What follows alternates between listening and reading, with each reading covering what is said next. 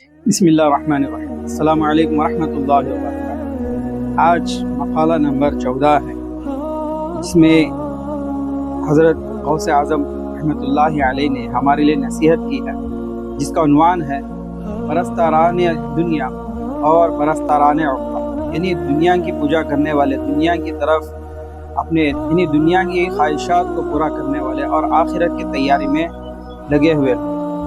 حضرت قطب ربانی شیخ عبد القادر جیلانی رحمۃ اللہ علیہ نے ارشاد فرمایا، اے بندہ نفس، تو عاشقان حق اور پرستاران معبود واحد کی یگانگت اور ہم پائیگی کا دعویٰ مت کر، اس لیے کہ تو اپنی ہوا و ہوس کا غلام ہے اور وہ اپنے خالق و مولا کے غلام ہے۔ تو دنیا کی رغبت میں محو ہو رہا ہے اور وہ ہما وقت رغبت عقبہ میں سرگرم عمل ہیں۔ وہ زمین و آسمان کے پروردگار پر نظر گاڑے ہوئے ہیں اور تیرے شوق و تماشا اور انس و محبت کا مرکز مخلوقات ہے۔ ان لوگوں کے قلوب صرف رب واحد سے وابستہ ہیں اور تیرا قلب اصنام دنیاوی سے بت کدہ بن رہا ہے۔ وہ ان چیزوں کو نہیں دیکھتے جنہیں تو دیکھتا ہے، وہ اشیاء کائنات کو نہیں بلکہ اشیاء کے خالق و صانع کو دیکھتے ہیں، جسے ظاہری آنکھوں سے نہیں بلکہ چشم قلب سے دیکھا جا سکتا ہے۔ ان لوگوں نے عشق حق کی نعمت پا کر غیر اللہ سے نجات حاصل کی اور تو اب تک نفس کی خواہشات میں مخمور ہے۔ وہ اہل اللہ اپنے پروردگار کے ارادوں کا احترام کرتے ہوئے اپنے ارادوں اور آرزوؤں کو چھوڑ بیٹھے اور اس طرح قرب الہی حاصل کی، لیکن تو اپنے ارادوں اور خواہشوں کا بندہ بن کر اپنے خالق سے کوسوں دور جا پڑا۔ ان لوگوں کو اللہ تعالیٰ نے تخلیق آدم اور تخلیق کائنات کا حقیقی مقصد عطا فرمایا، یعنی حمد و ثنا اور عبادت میں مشغول ہوئے، لیکن تو دنیا کی لغویات اور ہزلیات میں محو و مصروف ہے۔ یہ اللہ تعالیٰ کا خاص فضل و کرم ہے، جسے چاہتا ہے عطا کرتا ہے۔